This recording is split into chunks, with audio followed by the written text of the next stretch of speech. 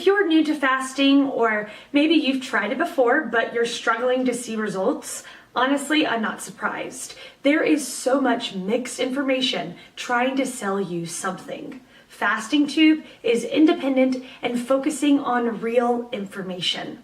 Let's get started with today's video.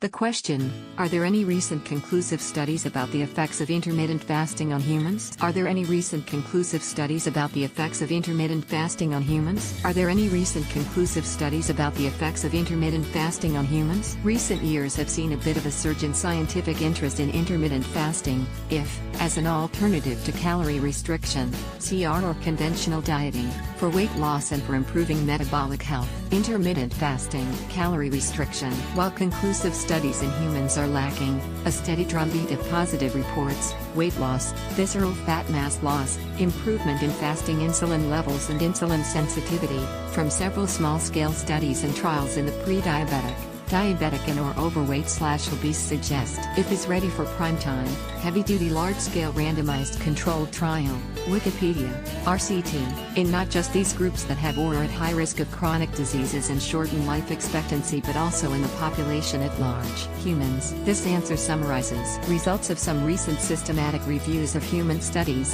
which cautiously conclude it could be beneficial. Human, the currently argued metabolic basis for types of there being many makes for some confusion. Suggested advantages of IF over CR. Intermittent fasting, is it beneficial for health? Systematic reviews of human studies cautiously conclude it could be beneficial. Intermittent fasting, is it beneficial for health?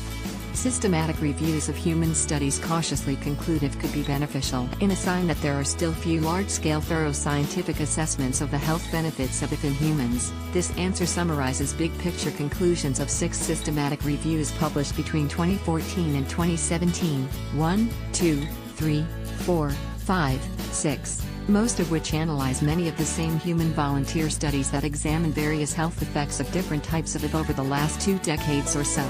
These original studies have substantial drawbacks. 6 systematic reviews. Human. Small sample sizes, ranging from as few as 5 to a high of 157. Many studies included only the overweight/obese, the pre-diabetic or those with type 2 diabetes. Many examined only female or male, not both. Few comparative versus CR.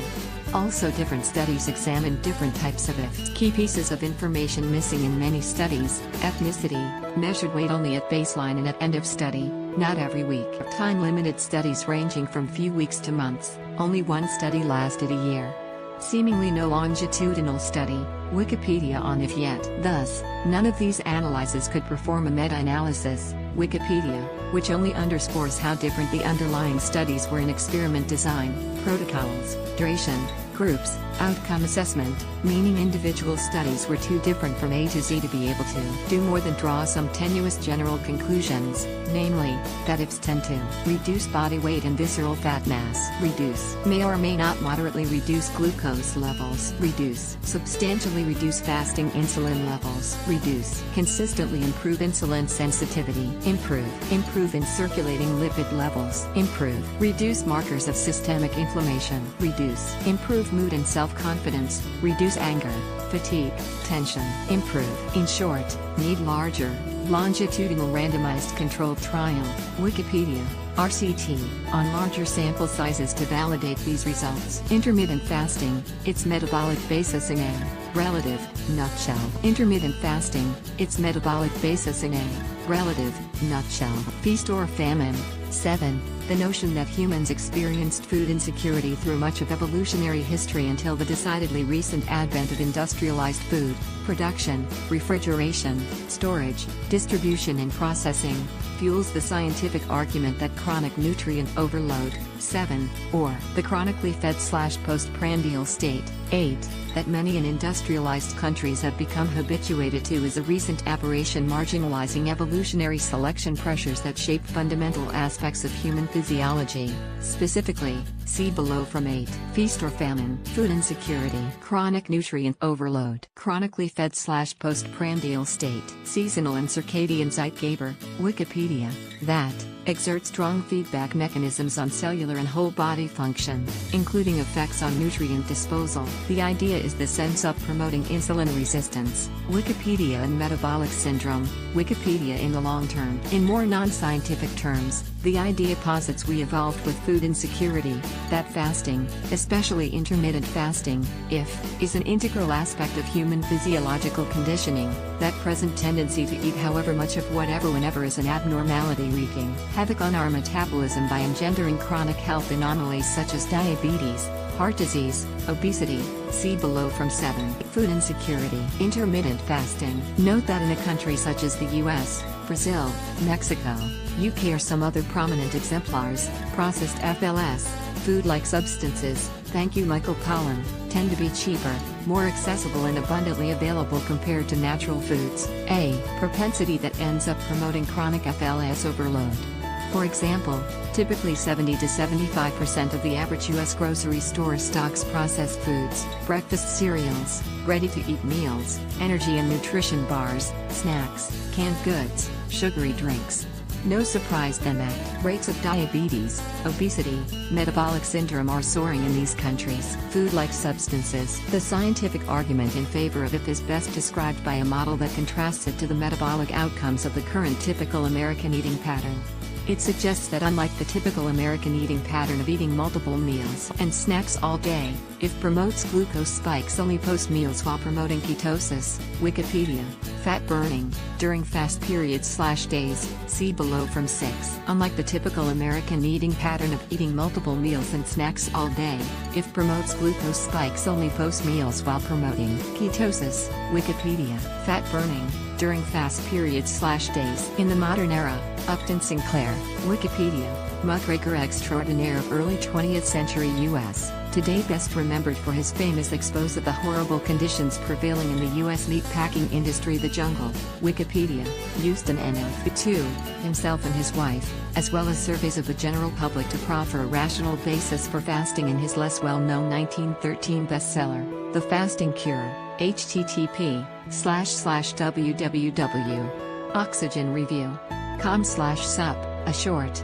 fun and breezy read with some then radical assertions about processed foods that have stood the test of time. The Fasting Cure. Intermittent fasting, an ancient practice with many varieties today. Intermittent fasting, an ancient practice with many varieties today. It has an ancient lineage stretching back through time as reflected in religious practices the world over. See below from 9. The current vogue for various forms of fasting, alternate day, intermittent, 5, 2, etc., can be confusing, so see what some popular types of it actually entail in the tables below from 3, 4, respectively. Suggested advantages of if over CR. Suggested advantages of if over CR. Arguments made in favor of if claim it has several advantages to CR. Greater focus on timing and less on quantity of food intake could make for easier adherence, hence better compliance. Timing. Less likelihood of malnutrition. Greater tendency to lose visceral fat mass. A better health outcome, whereas CR tends to reduce lean mass as well. Better lipid profiles. Greater reduction of oxidative stress. Of course,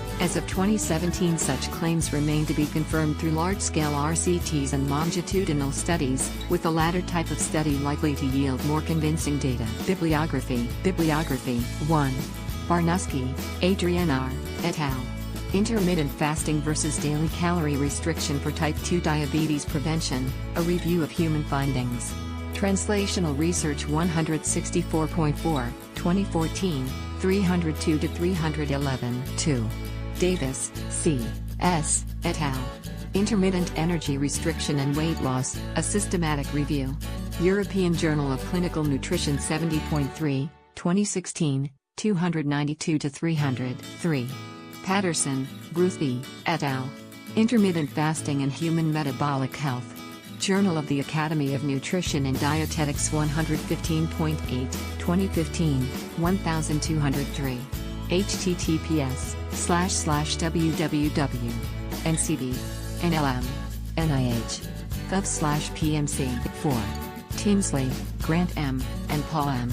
Law Bounty. Effects of Intermittent Fasting on Body Composition and Clinical Health Markers in Humans. Nutrition Reviews 73.10, 2015, 661-674. 5. Harvey, Michelle, and Anthony Howell. Potential benefits and harms of intermittent energy restriction and intermittent fasting amongst obese, overweight, and normal weight subjects.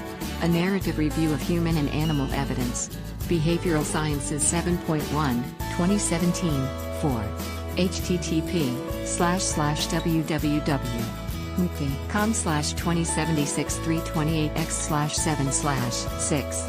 Anton, Stephen D., et al. Flipping the Metabolic Switch, Understanding and Applying the Health Benefits of Fasting.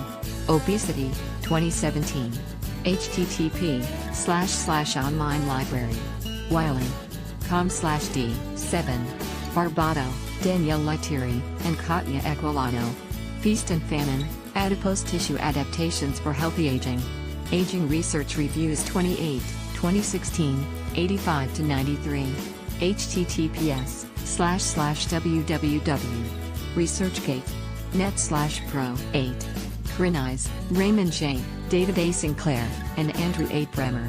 Oxidative Priority, Meal Frequency, and the Energy Economy of Food and Activity, Implications for Longevity, Obesity, and Cardiometabolic Disease. Metabolic Syndrome and Related Disorders 15.1, 2017, 6-17. http://online@libritbub.com/doi 9. Goldbidi, Saeed, et al. Health Benefits of Fasting and Caloric Restriction. Current Diabetes Report 17.12, 2017, 123. http://abisar. Merkab. BG. AC. RS/bit. Thanks for the R2A, Sabrina Ali.